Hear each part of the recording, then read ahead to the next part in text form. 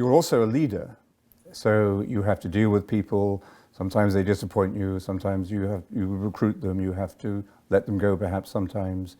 You have to deal with teams and the relationships between the individual members of the teams. How does meditation help you as a leader?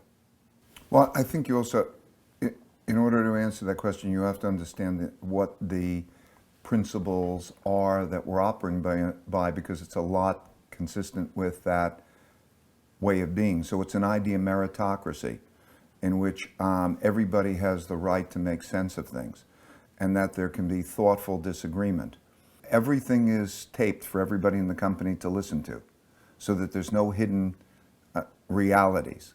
And to be able to have those thoughtful, independent conversations is something that, first of all, is such an extension of meditation, or the equanimity that comes from meditation, because very few people are able to disagree thoughtfully and work themselves through that thoughtful disagreement without having an anxiety enter into that.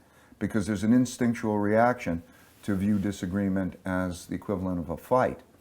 But yet, thoughtful disagreement, I believe, is the most powerful force to being right. So in the markets, markets are zero sum. So we can't have a consensus point of view and make money, because the consensus point of view is already in the markets. And so we have to have a different point of view. And when there's a different point of view, you're never sure whether you're right or wrong. And so if you have a point of view that's different from everybody else, there's a good chance you can be wrong.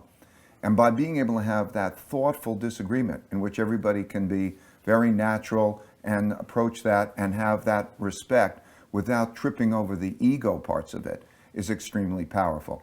To be able to deal with weaknesses and mistakes. We all make mistakes. We all have weaknesses. And what happens in most people is that they have an anxiety reaction to the mistakes. Are you a nice boss? I think most of the people would consider me to be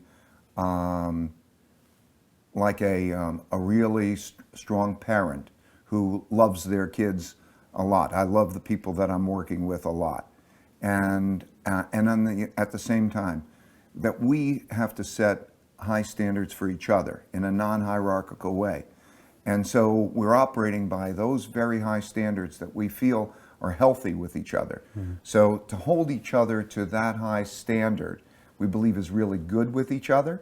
And so they would think that I'm nice, but don't construe that as nice being soft. So you're in the height of a successful career. You're obviously looking to the future. How does meditation give you a sense of perspective in terms of the stages of your own career and your own life? So I think that I see myself within the cycle of life, and I'm now in a stage of my life in terms of that it's my responsibility to transition, to teach.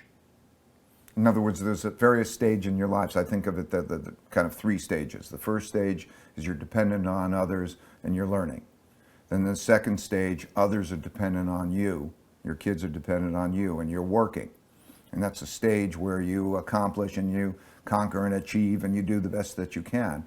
And now I'm in a third stage of my life, which is to transition and to teach and to share that and go in my natural course of things. That's how I view it, and that's how I view it. And that's what you're doing. By far the best investment you can make is in yourself. If you invest in yourself, nobody can take it away from you.